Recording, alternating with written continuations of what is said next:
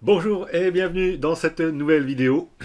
La dernière fois, nous avions parlé de la petite douchette avec le lecteur de code barre que nous avions intégré dans une application WinDev. Si vous n'avez pas vu la vidéo, je vous mets le lien là. Et nous allons un petit peu continuer. Alors cette fois-ci, on va associer une police d'écriture qui va être installée sur le PC, qu'on va également pouvoir installer avec Excel, et puis dans notre champ tableur. Hein, puisque WinDev a un champ tableur. Et donc, je vais vous montrer un petit peu tout ça. Alors, on va commencer. Alors, avant de commencer, abonnez-vous. Et puis, cliquez sur la petite clochette, parce que sinon, vous allez rater la prochaine vidéo qui va être géniale. Hein.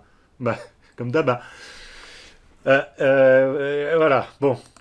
Ceci étant dit, la police d'écriture, on a des polices d'écriture qui sont des polices de type code barre. Donc il suffit de faire une petite recherche dans Google, vous mettez police code barre et vous allez trouver un certain nombre de sites qui vont vous proposer des codes barres. Alors là, je vous en ai sélectionné un au hasard. Hein. Ça s'appelle Code O10. Donc c'est les spécialistes du code barre. Je pense qu'ils ont pas mal d'autres choses, notamment des lecteurs. Hein. Oui, c'est ce qui me semblait. Hop, je reviens en arrière. Donc là, ici, qu'est-ce qu'on a? On a une liste de polices qui permettent d'afficher le code barre en fonction des valeurs qu'on lui va taper.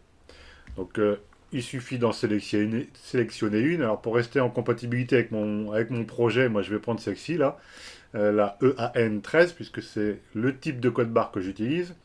Je fais ici télécharger, et puis c'est bon. Alors moi je l'ai déjà téléchargé. Je vais vous montrer ensuite comment on l'installe. Voilà, donc il a été téléchargé ici. J'ai fait une extraction avec mon petit Isarc, hop, qui se trouve là, hop, extraire ici. Et donc il a été extrait ici. Et là il suffit de faire quoi? De double-cliquer, hop, mince, oui, hop, hop, de double-cliquer sur le fichier. Et là on a l'outil de Windows qui permet d'installer, hein, la police d'écriture. Donc il suffit de cliquer ici sur installer. Et puis ça s'installe. Voilà. Alors voyons directement dans Excel déjà comment ça se goupille notre affaire. Alors je lance Excel, j'ouvre un classeur, n'importe lequel, enfin j'en crée un. Alors là, je sais que la police elle va être petite, hein, donc je dois agrandir au moins la case là, je vais mettre ça sur la C. Hop, hop, hop, hop, hop. 48, 72, c'est pas mal, voilà, 48. On va agrandir un peu là. Je vais lui choisir donc là ici la police que je viens d'installer, donc elle devrait s'y retrouver, EAN-13. Voilà. Alors par contre, je vais peut-être avoir un souci au niveau du formatage. Voilà, des fois ça coince. Je vais vous montrer comment corriger ça. Voilà, là il me met des virgules, donc il a récupéré un chiffre hein, forcément. Donc là il faut que je corrige ça pour qu'on n'ait pas de virgule ni d'extension. Donc là je vais lui dire que c'est un nombre. Je vais enlever les décimales, je valide, et donc là, normalement, c'est tout bon. Alors, faut pas réduire de trop, parce que sinon, comme c'est un chiffre, vous voyez, après il arrondit, ça ne nous va plus. Voilà. Donc là, ça va bien fonctionner. Je vais faire reproduire la mise en forme, toc toc, ici. Voilà, je scanne autre chose. Voilà, ça marche bien. Hein, c'est pas mal. Alors maintenant, vous voyez, vous avez le truc là, c'est est-ce que je peux utiliser ça dans un champ tableur dans mon application WinDev? On va tout de suite voir ça. Alors ça, j'en ai plus besoin. Je ferme. Je reprends mon exercice de douchette qu'on avait fait l'autre fois. Alors, si vous ne l'avez pas vu, hein, c'est ici. Donc j'ai rajouté une fenêtre avec juste un champ tableur. Et dans ce champ, qu'est-ce que je fais? Je vais récupérer tout ce que j'ai mis ici dans mon... Enfin tout. Je vais récupérer la description, le prix et le code barre. Et je vais afficher ça dans mon champ tableur. Alors, on va déjà regarder ce que ça donne. Hop, je lance. Donc, ça a l'air de fonctionner comme il faut. Hein, j'ai bien la description. Là, ici, j'ai le code barre qui est revenu. Sauf que, vous voyez, là, je lui ai dit, attention, ça, c'est une police d'écriture code barre. EAN-13. Et là, vous me dites, alors Thierry, comment t'as fait? Comment t'as fait? je vais vous montrer. C'est pas compliqué, comme toujours. Alors j'ai mis ça dans le code d'init de ma fenêtre. Voici donc le code que j'ai utilisé. J'ai déjà commencé par créer une variable qui va recevoir en fait la cellule la plus basse que je veux formater, parce que je ne vais pas formater toute une colonne. Et donc pour savoir combien de cellules je dois formater, ben, je vais récupérer le nombre d'enregistrements que j'ai dans ma table ici, T-produit. J'ajoute 1, puisque je vais commencer à partir de la cellule B2. Donc B2 plus le nombre de produits plus 1. Quoi. Donc ça me donnera la limite pour la colonne qui concerne les codes barres. Ensuite, j'initialise ici les titres des colonnes. Donc le premier indice ici, alors ça c'est mon champ tableur, hein.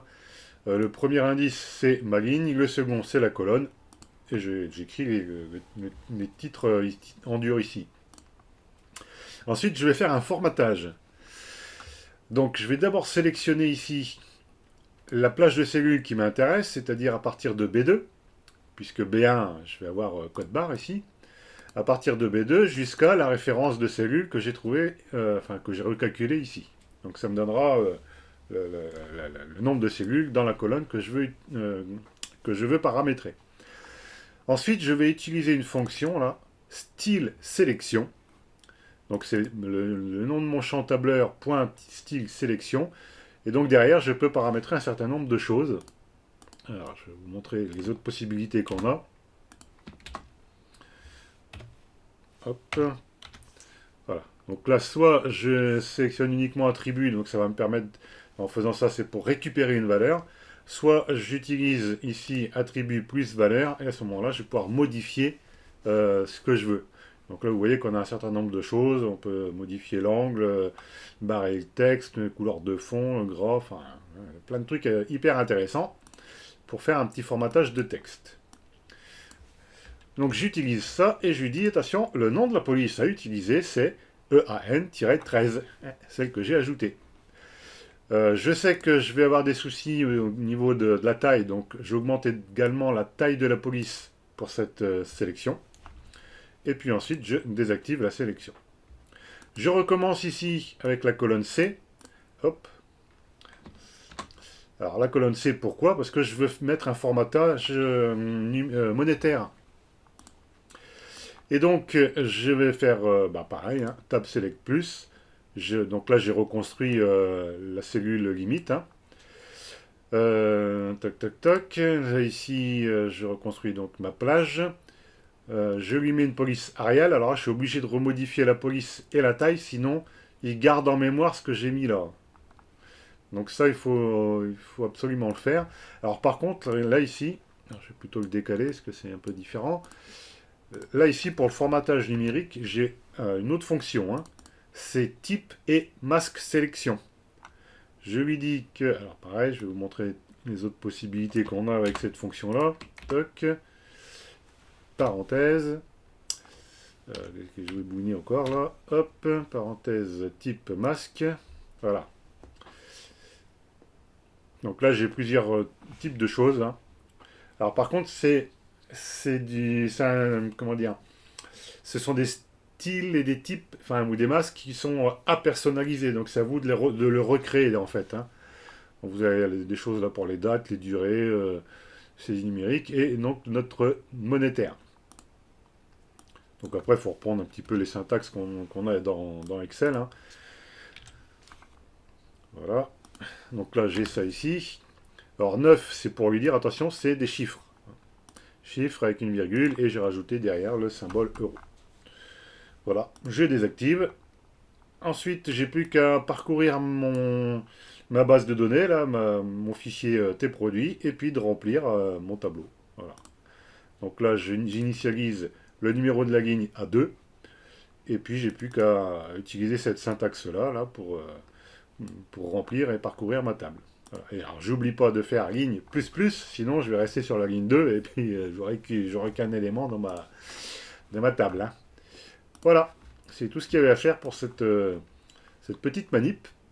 Et vous voyez comme ça fonctionne très bien. Donc là, j'ai pas fait de formatage ici pour le titre, mais il est évident qu'on peut faire la même chose que ce que je viens de vous montrer. Donc pareil pour la description. Après, vous pouvez mettre des colonnes, des bordures, enfin un petit peu tout ce que vous voulez, quoi. Et voilà. Comment on pouvait donc insérer une police de type code barre dans un champ tableur avec WinDev. J'espère que vous avez appris de nombreuses choses intéressantes ici, dans cette petite vidéo. Si ça vous intéresse, si vous voulez en savoir plus sur la programmation, eh bien, n'hésitez pas à regarder un petit peu dans la description. J'ai plein d'autres formations qui peuvent vous intéresser, que ce soit sur les bases de données, les classes, le cryptage, enfin, il y en a un petit peu pour tout le monde.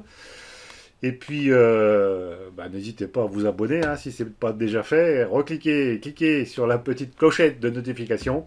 Et moi, je vous dis à bientôt pour de prochaines aventures palpitantes avec WinDev.